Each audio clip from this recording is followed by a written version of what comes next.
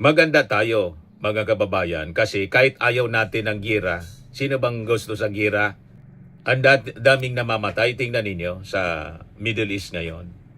Kaya lang ginusto ng Iran. Kaya ito ngayon ibinigay sa kanya ng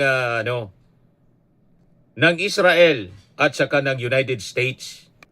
47 years silang sumisigaw, death to Israel, death to America. Kaya pasalamat tayo kay Trump. Si Ping Lacson galit kay Trump. Dapat daw papanagutin si Trump. May obligasyon si Trump bilang leader ng pinakang powerful country in the world na tuldukan. Siya lang ang may kakayahan na gawin ito. Inabandon si Trump ng mga NATO countries. Kaya galit si Trump. Pagkatapos namin na magawa yung aming mission dito, bala na din kayo mag-defend sa sarili ninyo.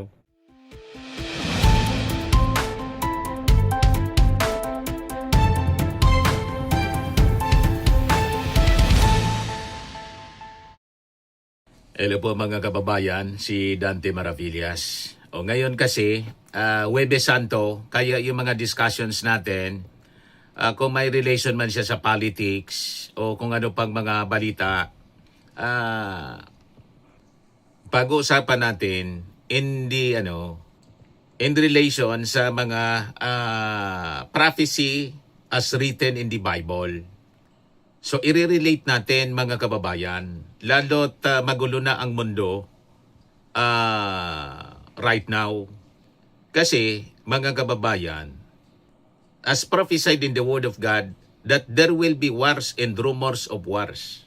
Sa mga latest kasi na nangyayaring balita ngayon, nagbanta na naman po sa atin yung China. Kasi the other day, remember, yung ating Pangulong Bongbong Marcos, nagpalabas ng executive order na nagpapangalan sa mga islands, sa Kalayaan Islands, adapting Philippine names. Nagalit po yung nagalit yung China.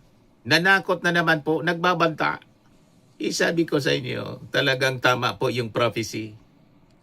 There will be wars and rumors of wars. At ngayon yung Japan, pinoposisyonan ng kanilang long-range missiles, naghahanda na rin po sa gira. Alam na natin yung existing na gira ngayon, yung Middle East War with Israel and America. Nasabi ni Trump, I will end the war in 2 or maybe 3 weeks. In 2 weeks or maybe 3 weeks anya. Yun ang banta ni Trump. May deal or walang deal. At galit rin mga kababayan si Donald Trump sa kanyang mga allies, NATO allies. Kasi ayaw tumulong po yung mga NATO countries. At dito muna tayo sa latest na balita na kung saan nananakot ngayon nagbabanta ang China because of the executive order na pinalabas ng ating Pangulo. Ito yung balita sa sa GMA News Online. China threatens measures versus Philippine renaming Kalayaan features in West Philippine Sea. China accused the Philippines of breaking international law and threatened measures to protect its sovereignty on Wednesday, after Manila said it would rename island features that are part of the Kalayaan Island Group in the West Philippine Sea. Beijing claims the South China Sea in nearly its entirety, despite an international ruling that its assertion has no legal basis.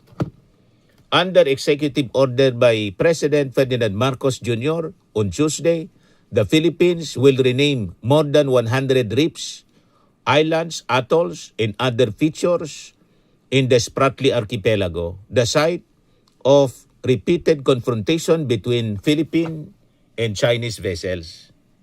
Ito yung balita kahapon na kinagalit ng China as reported by Manila Standard. Over 100 Kalayaan Island features to have Filipino names. Naglabas kasi ng executive order yung ating Pangulong Bongbong Marcos. The directive contained in Executive Order number 111 signed on March 26 follows recommendations from the National Maritime Council to standardize local names for geographic features in the KIG, a cluster of islands, reefs, and shoals in the disputed South China Sea. The Council said adopting a uniform set of Philippine names is imperative to ensure efficient administration of the area and to assert the country's sovereign rights in the West Philippine Sea, the portion of the South China Sea claimed by Manila. The order builds on existing maritime laws, including Republic Act number 12064, which designates the waters west of the Philippine archipelago, including the Luzon Sea, Bajo de Masinloc, in the maritime features of the KIG, collectively as the West Philippine Sea. Kaya hindi po magkakamali ang Bible. There will be wars and rumors of wars, mga kababayan. Under the directive, the National Mapping and Resource Information Authority has been tasked to produce and publish updated charts and maps reflecting the newly adopted names.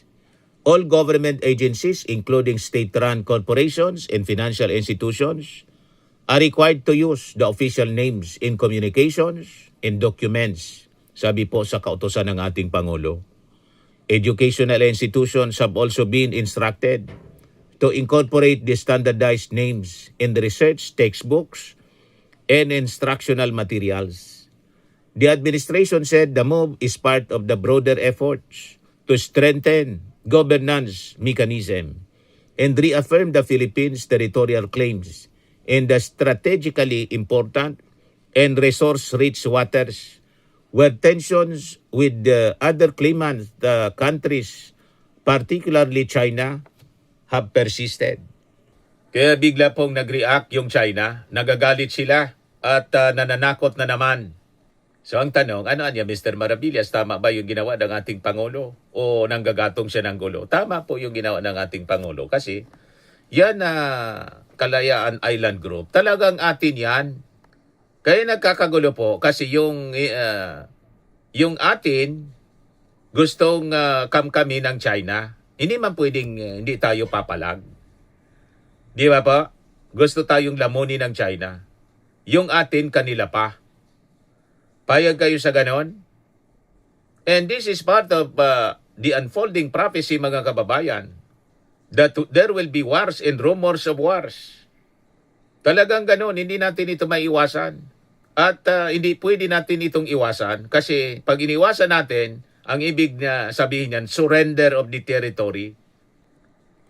Surrender of our of our natural resources. At pag hindi yun ginawa ng ating Pangulong Bongbong Marcos, ang ibig sabihin niyan, tinatalikuran niya ang kanyang obligation, mandato under the Constitution. Kasi ang ating Constitution, mga kababayan, dinidefine yung ating territory. Nakadefine yan dyan. So ang ating Pangulo, mga kababayan, naninindigan lang sa tama. So tama ang posisyon ng ating Pangulo, mga kababayan. We should stand on the side of the President. Kasi ang ipinaglalaban niya, yung atin, hindi man tayo nangangamkam. Dati na itong atin, mga kababayan. So dapat pangalanan natin kasi hindi pa siya napapangalanan ng pangalang Pilipino. Tama po? So nananakot na naman po yung China. So sabi dito sa report ng GMA, at the press briefing on Wednesday, kahapon po, China's Foreign Ministry, spokeswoman Mao Ning said, the mob infringes upon China's territorial sovereignty and violates the UN Charter and relevant international laws. Mali po sila. Yung claims ng China, mga kababayan, yung mali. Yun ang dapat nating ipaliwanag sa ating mga mamamayang Filipino kasi ang problema sa atin, divide and conquer ang ginagawa ng China. May mga infiltrators sila at may mga binabayaran silang propagandist na kapwa natin Pilipino.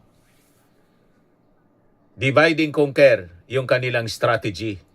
Nilalason yung isipan ng ating mga kababayan para hindi tayo manindigan sa ating karapatan. Huwag tayong maniwala sa kanilang kwento, mga kababayan. At ngayon nga may pag-uusap tungkol sa possible joint exploration ng resources dito sa West Philippine Sea. Ngayon may may naging reaction po si Rear Admiral Roy Vincent Trinidad, Armed Forces spokesperson for the West Philippine Sea. Yan sabi na, the Chinese Communist Party is not a reliable partner on the negotiating table. Historically, we have observed a difference in the way they speak and their actions on the ground. These are facts. These are recorded. So nag-warning yung spokesperson ng ating armed forces. Mas magandang makinig yung ating mga negotiators. Pag-aralan ninyo itong proposal for a joint exploration. Baka mapahamak po tayo sa ganyan. Kasi makikipag-joint exploration ka sa China na may military base na dyan sa West Philippine Sea. Tingin ninyo, alis pa yan dyan? Lalo't may investment sila sa oil exploration. Malamang kami na lahat. So mag-ingat tayo sa pakikipag-deal sa kanila. At yung constitutionality niyan, pag-aralan ninyong mabuti. Kasi under our constitution, yan na lugar na yan, exclusive economic zone. Nang ibig sabihin, exclusive sa atin. Tayo lang dapat.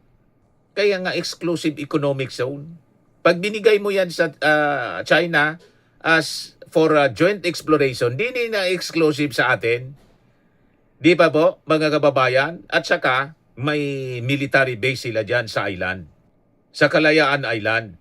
Tingin ninyo, aalis pa yan?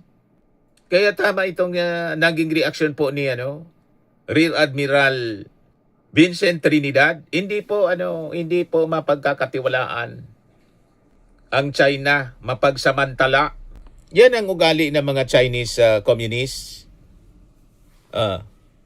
The Chinese Communist Party is not a reliable partner on the negotiating table.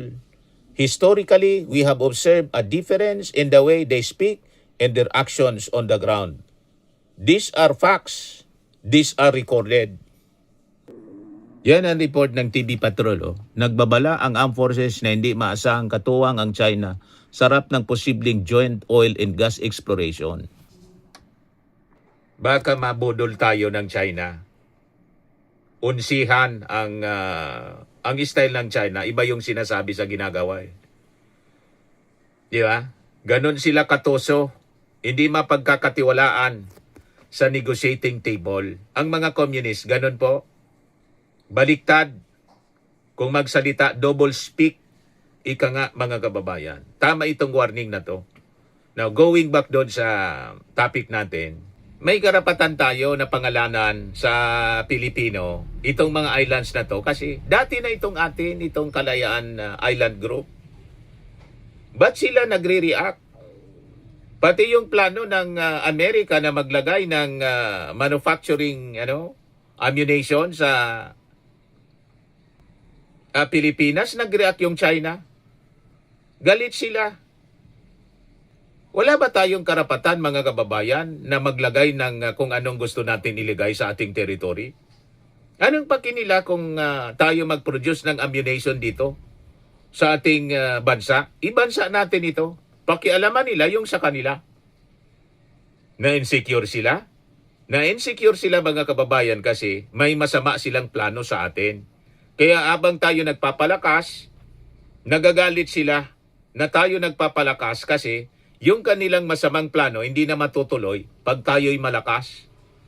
Gusto nila mahina tayo. Kaya nga yung mga propagandista nila noon, nung may military base, pinalayas, in-infiltrate yung politika, ginulo during the time of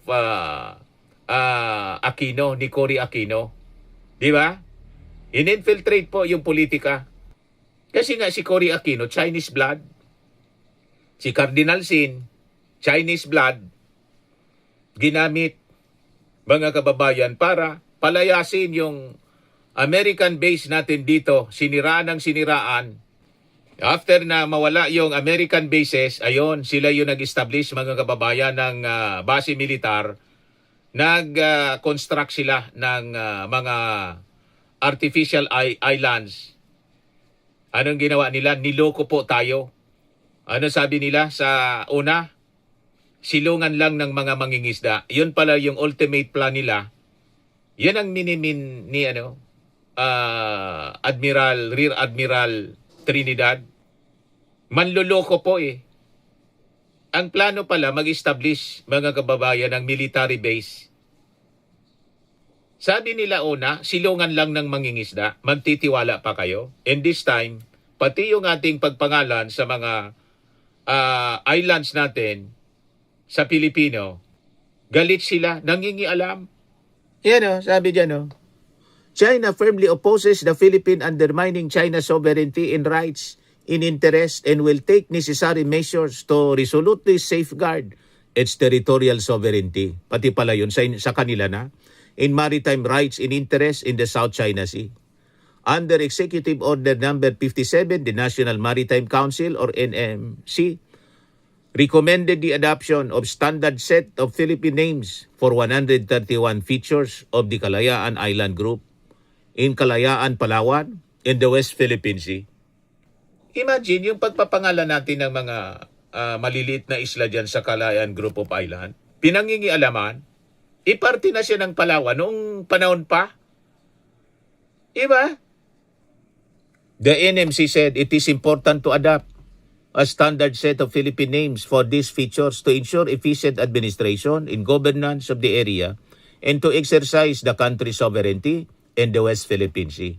The Philippines and China, along with Brunei, Malaysia, Taiwan, and Vietnam, have competing claims to areas of the South China Sea, most importantly, the Spratlys, which are believed to sit on vast oil and gas resources.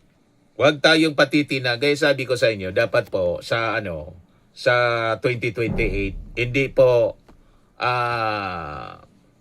pro-China ang uupo. Pag hindi po, matatalo tayo dito sa West Philippine Sea. Isusurrender yan ng susunod na presidenteng pro-China. Payag kayo po sa ganon? As prophesied in the Word of God kasi po, there will be wars and rumors of wars. Going back sa ating prophecy. Kaya maganda tayo, mga kababayan, kasi kahit ayaw natin, yon ang direksyon ng mundo. Kasi po, may mga bansa na nagnanasa ng hindi sa kanila. Di ba? Hindi man tayo pwedeng pumayag, mawawalan tayo niyan. Paano na yung next generation? Yan po ang sabi sa Word of God, as signs of His coming, yung papalapit na pagdating ng ating Panginoong Jesucristo.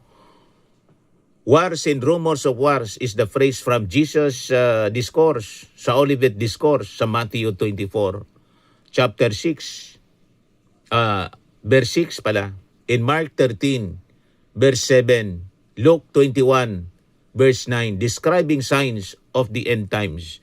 Jesus instructs believers not to be alarmed or terrified. Wag lang tayong matakot. Stating these conflicts are birth pains and must happen, though the end is not yet. Kaya wag tayo pong ma-intimidate.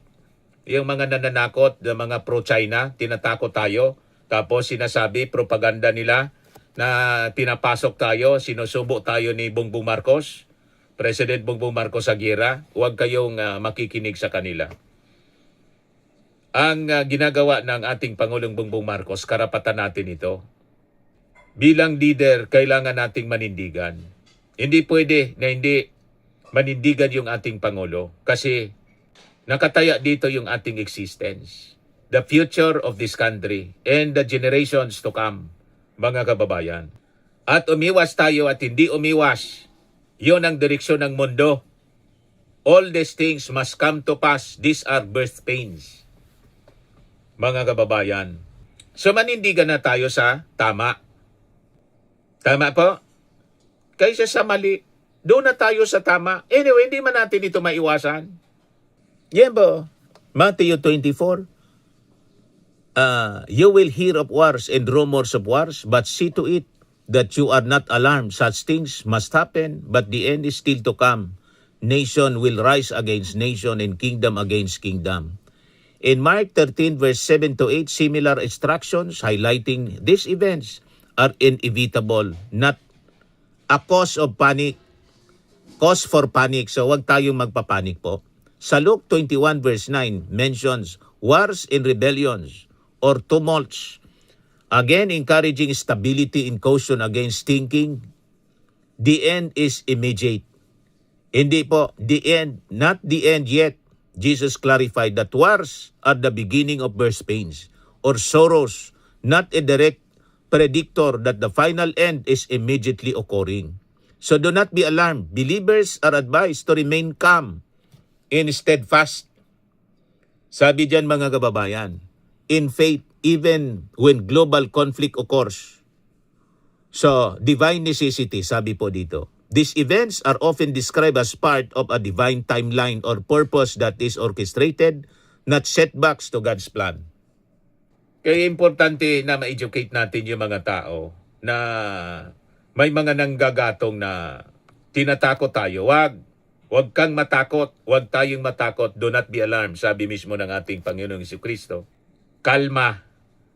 Kasi hindi natin ito maiwasan. All these things must come to pass as part of end time signs. Paparating na kasi, papabalik na ang ating Panginoong Jesucristo para i-judge ang mundo, the unbelieving world, at saka i-save yung mga tagasunod niya sa kanyang mga believers. Kahit maniwala kayo at hindi maniwala, this is the direction of the world, mga kababayan. Hindi ninyo nakikita?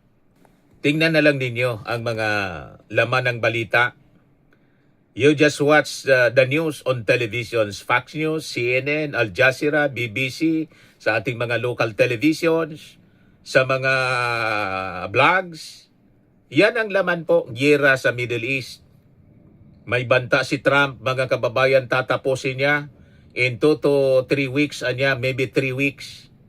And this time, gusto kong ibigay sa inyo itong actions ng Japan na siguradong magre-react yung China kasi ang posisyon nila, ang nasa isip ng Japan, China, Japan deploys first long-range missiles with eye on China. Sabi dyan po, from Tokyo, Japan, Japan's first long-range missiles were deployed at a military camp in the country's southwest. Its defense chief said on Tuesday, as Tokyo pushes to bolster its offensive capabilities. Offensive siya, hindi defensive. Offensive capabilities amid tensions with China. The upgraded Type 12 land-to-ship missiles developed and produced by Japan's Mitsubishi Heavy Industries became operational at Camp Kengun in Kumamoto Prefecture as Japan faces the most severe and complex security environment in the post-war era. It is an extremely important capability to strengthen Japan's deterrence and responsiveness, sabi ni Defense Minister Senjiro Koizumi sa kanyang sa interview ng mga reporters. It demonstrates Japan's firm determination and capability to defend itself, sabi po niya. Its upgraded Type 2 missile has a range of about 1,000 kilometers, 620 miles, a significant extension from 200 kilometers range of original that would allow it to reach mainland China. Kayang-kaya nang abutin yung China. So yan, mga kababayan. So sabi dyan, additional deployment of upgraded Type 12 missiles and HGB at other locations in Japan, including Hokkaido in the north and Miyazaki in the south, is planned by March 2028. Japan also plans to deploy United States-made 1,600 kilometers range Tomahawk cruise missiles on Japanese destroyer GS Kokai later this year and eventually on 7 other destroyers.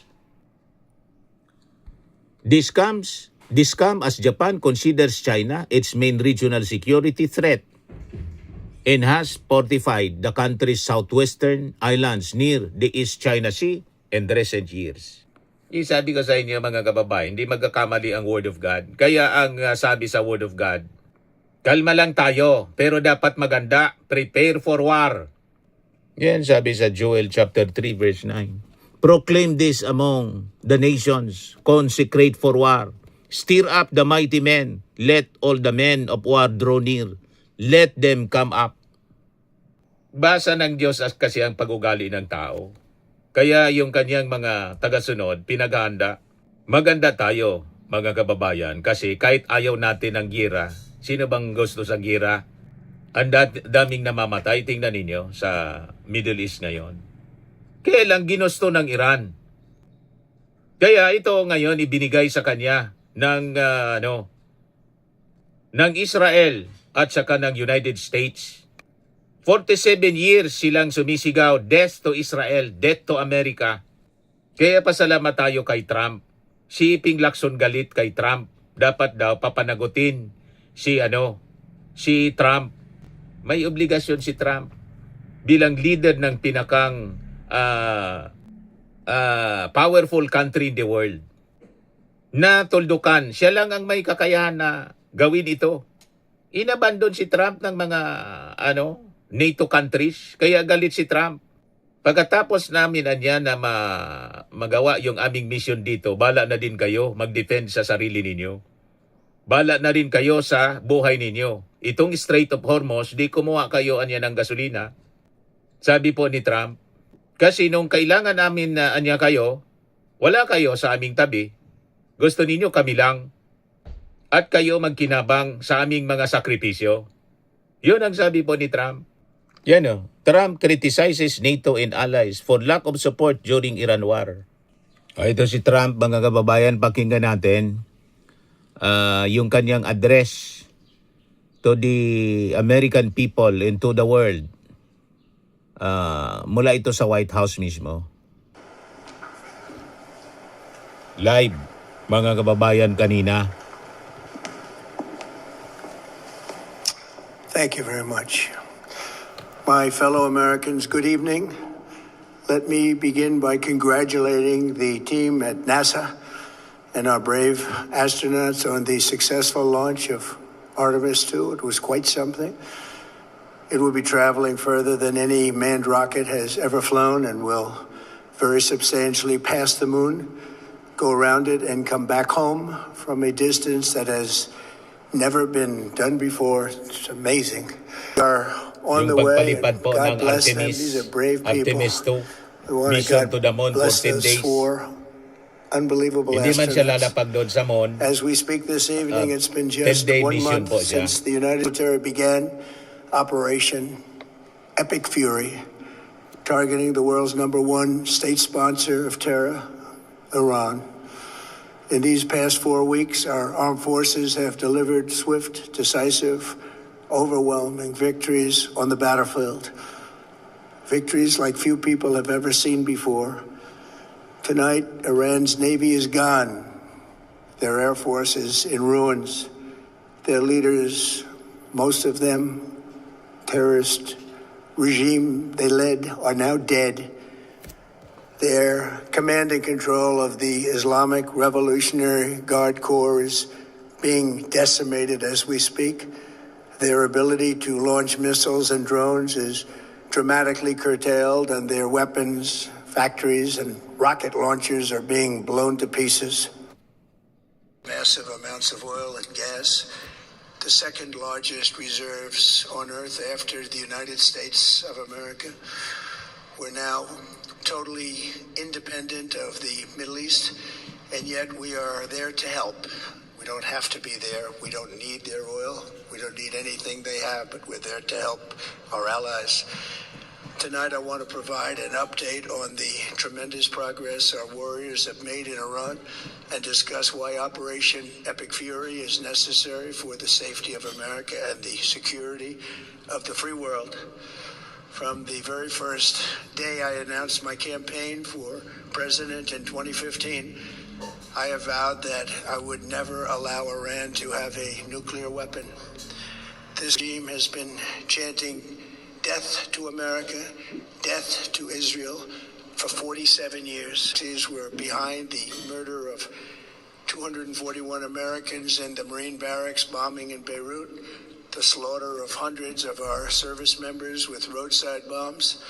They were involved in the attack on the USS Cole, and they carried out the countless other heinous acts, including the just horrible, bloody atrocities of October 7th in Israel, something that most people have never seen anything like it. This murderous regime also recently killed 45,000 of their own people who were protesting in Iran. 45,000 dead. For these terrorists to have nuclear weapons would be an intolerable threat. The most violent and thuggish regime on earth would be free to carry out their campaigns of terror, coercion, conquest, and mass murder from behind a nuclear shield. I will never let that happen, and neither should any of our past presidents. This situation has been going on for 47 years and should have been handled long before I arrived in office. I did many things during my 2 terms in office to stop the quest for nuclear weapons by Iran first, and perhaps most importantly, I killed General Qasem Soleimani in my first term. He was an evil genius, brilliant person, a horrible human being, however, the father of the roadside bomb, and he lived just horrible what he did. Iran would have been perhaps in far better, stronger position. He lived, we would have had probably a different conversation tonight. But you know what? We'd still be winning and winning big. And then very importantly, I terminated Barack Hussein Obama's Iran nuclear deal, a disaster. Obama gave them $1.7 billion in cash, green cash. Took it out of banks from Virginia, D.C., and Maryland, all the cash they had. Flew it by airplanes in an attempt to buy their respect and loyalty, but it didn't work. They laughed at our president and went on with their mission to have a nuclear bomb. His Iran deal would have led to a colossal arsenal of massive nuclear weapons for Iran, and they would have had them years ago, and they would have used them. It would have been a different world. There would have been no Middle East and no Israel right now, in my opinion, the opinion of a lot of great experts. Had I not terminated that terrible deal, I was so honored to do it. I was so proud to do it. It was so bad right from the beginning. Essentially, I did what no other president was willing to do. They made mistakes, and I am correcting them. My first preference was always the path of diplomacy, yet the regime continued their relentless quest for nuclear weapons and rejected every attempt at an agreement. For this reason, in June, I ordered a strike on Iran's key nuclear facilities, an Operation Midnight Hammer. Nobody's ever seen anything like it. Those beautiful B-2 bombers performed magnificently. We totally obliterated those nuclear sites. The regime then sought to rebuild their nuclear program at a totally different location, making clear they had no intention of abandoning their pursuit of nuclear weapons. They were also rapidly building a vast stockpile of conventional ballistic missiles and would soon have had missiles that could reach the American homeland, Europe, and virtually any other place on Earth. Iran's strategy was so obvious. Produce as many missiles as possible, and they did, with the longest range possible. They had some weapons that nobody believed they had. We just learned that out. We took them out. We took them all out so that no one would really dare stop them. And their race for a nuclear bomb, a nuclear weapon like nobody's ever seen before. They were right at the doorstep. For years, everyone has said that Iran cannot have nuclear weapons, but in the end, those are just words if you're not willing to take action when the time comes. As I stated in my announcement of Operation Epic Fury, our objectives are very simple and clear. We are systematically dismantling the regime's ability to threaten America or project power outside of their borders. That means eliminating Iran's navy, which is now absolutely destroyed, hurting their air force and their missile program at levels never seen before, and annihilating their defense industrial base. We've done all of it. Their navy is gone. Their air force is gone. Their missiles are just about used up or beaten. Taken together, these actions will cripple Iran military, crush their ability to support terrorist proxies, and deny them the ability to build a nuclear bomb. Our armed forces have been extraordinary. There's never been anything like it militarily. Everyone is talking about it, and tonight I'm pleased to say that these core strategic objectives are nearing completion. As we celebrate this progress, we think especially of the 13 American warriors who have laid down their lives in this fight to prevent our children from ever having to face a nuclear Iran.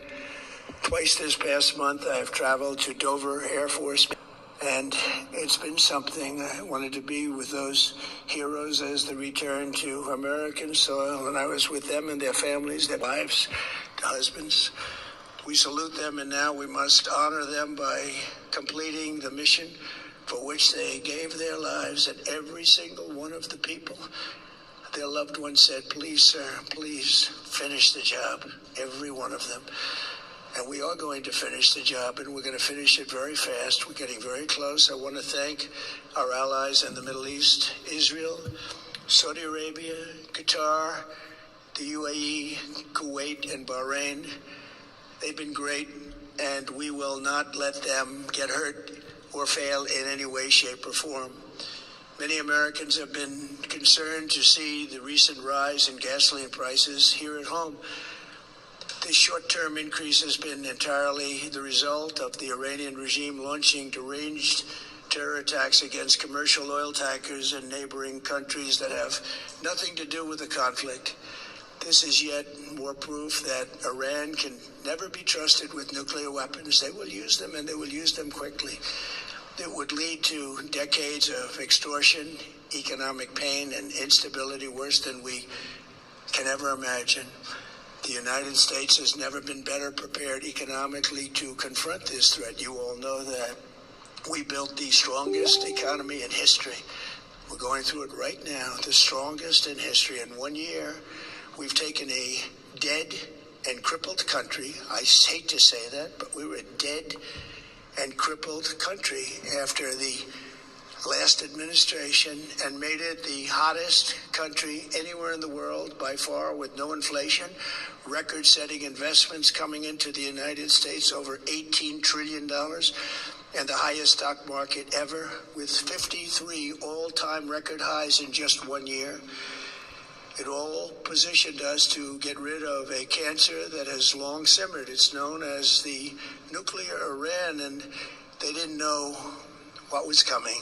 They've never imagined it. Remember, because of our Drill Baby Drill program, America has plenty of gas. We have so much gas. Under my leadership, we are #1 producer of oil and gas on the planet, without even discussing the millions of barrels that we're getting from Venezuela.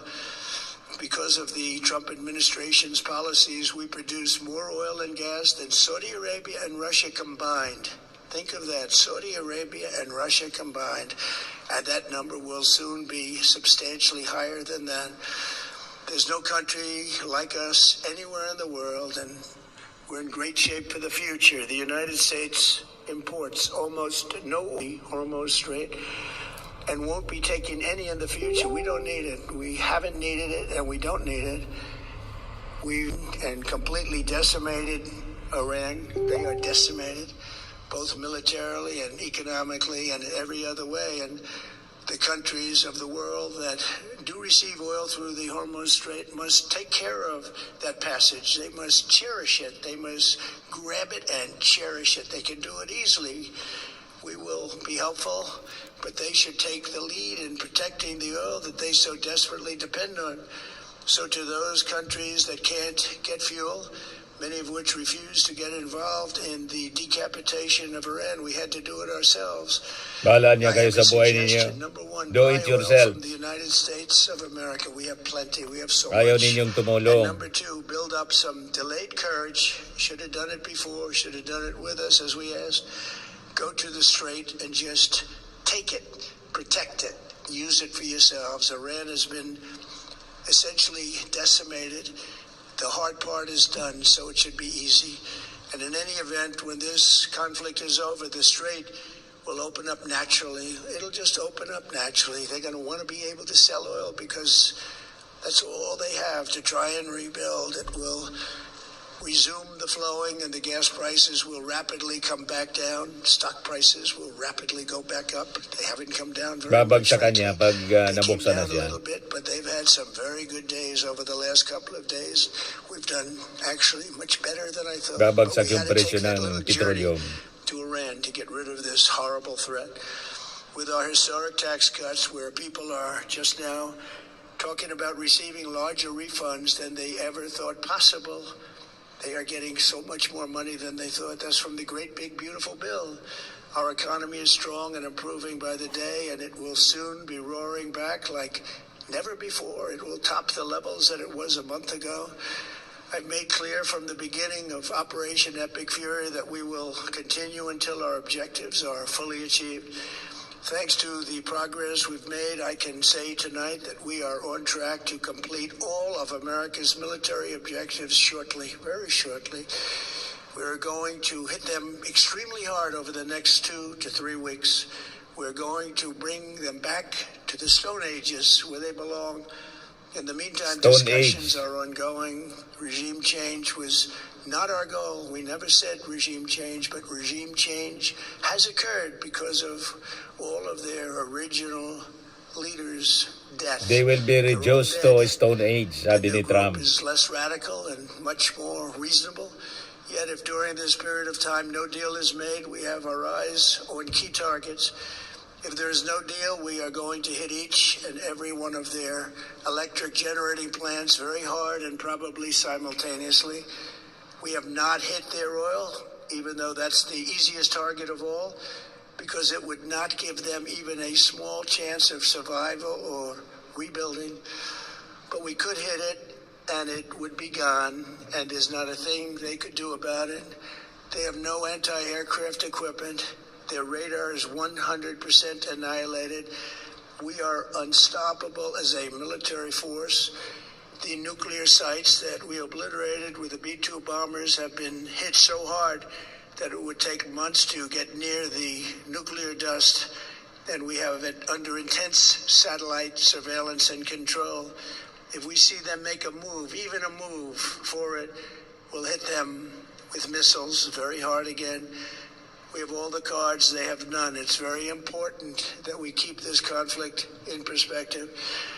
American involvement in World War I lasted 1 year, 7 months, and 5 days.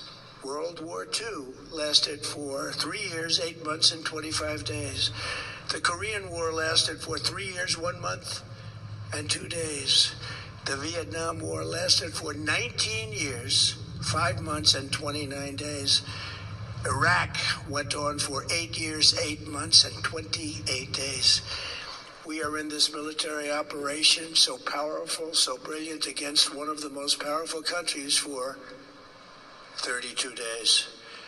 And the country has been eviscerated and essentially is really no longer a threat. They were the bully of the Middle East, but they're the bully no longer. This is a true investment in your children and your grandchildren's future.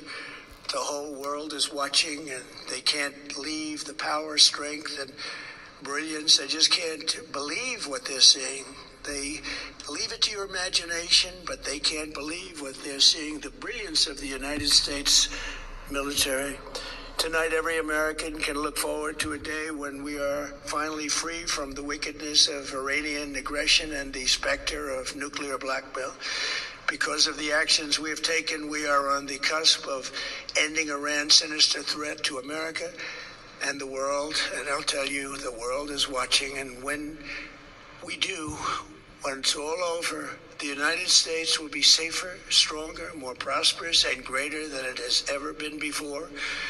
May God bless the men and women of the United States Armed Forces, and may God bless the United States of America. Thank you very much and good night. Yan yung mahabang mensahe po ni US President Donald Trump. Iran will be reduced to the level ng Stone Age. Mga kababayan, in 2 or 3 weeks from now. Yan ang banta ni Trump. So sakto, sa description mga kababayan ng Word of God, there will be wars and rumors of wars. Pero kalma, the end is not yet. For all these things must come to pass. These are all birth pains mga kababayan. Mga tanda ng malapit ng pagbabalik ng ating Panginoong Hesukristo to judge the world and save humankind, yung mga believers niya. Ililigtas niya yung mga believers. At i-judge niya, mga kababayan, yung mga unbelievers. Sa mga naghanap ng malinis and spacious fitness gym, pumunta lang po kayo sa aming Colossal Fitness Gym. We also offer Grab Car Rental with our brand new 2023 model ng Toyota Innova. We also accept booking for those who are planning to travel via PAL, Cebu Pacific, and other airline companies, local and international, and bills payment for Meralco Bills, PLDT, Aleco Bills, etc. Ang Colossal Fitness Gym is located at 3rd floor Security Bank Building, Landco Business Park, Legazpi City, Albay. For inquiries, look for Chilon Maravillas. Contact number 0966-802-0949. Yan yung aming Innova. Lagi na pong matao sa amin. Pati mga foreigners po, tingnan ninyo. Mga British tourists sila. Ang lalaki ng katawan na, mga kababayan, nag-gym sa amin. Ito naman po, Indian National. Ito mga mga European sila. Ito naman yung bago naming product na binibenta online, Eye Glow Serum. Whitening po siya galing sa South Korea. Tingnan ninyo yung epekto sa aking anak na architect entrepreneur, Riz Maravillas. For inquiries, look for Riz Maravillas on FB. Ito naman po, Firmax Firming and Lifting Cream, pinapahid sa mga pulses in other affected area. Ayon po ito sa mga pains at paninigas na mga kasukasuan. Ito po, Automax Radiant Serum. Sa mukha naman yung application, anti-aging po siya. You will look 10 years younger than your age. Ito naman po yung bagong product naming binibenta online. I am worldwide amazing pure organic barley powdered drink mix from Australia. Mainam po ito sa mga cancer patients. Tingnan niyo ang pasyente mga kababayan. Cancer free na po siya ngayon. Siya si Yuli Tan, isang ovarian cancer survivor. Barley did not just save my life, sabi po niya. It gave me a new life. In 2019, Yuli faced the fight of her life through surgery and harsh chemotherapy. I am worldwide amazing pure organic barley became her source of strength. It boosted her immune system when she needed it most and gave her the energy to keep going. 100% organic siya, immune system booster, trusted by survivors. Sa mga inquiries ninyo and orders, dumiretso na lang kayo sa Facebook account ng aking anak na architect entrepreneur Riz Maravillas. Sa mga mahilig naman po sa mga imported bags and wallets, dumiretso na lang kayo kay Ma'am Eileen Rosales. Eileen Closet, nakabase siya po sa Amerika. Yan yung kanyang online selling, mga kababayan. Every Sunday, 7 o'clock in the evening, Philippine time. Sa mga mahilig naman po sa mga imported bags, mga imported. Sa mahilig naman po magpa-spa, try ninyo po dito sa Pamper City by OMG, the Medical Aesthetics and Wellness Center. Matatagpuan sa Asiana City, Parañaque City, Metro Manila. Pamper City by OMG, your luxury escape.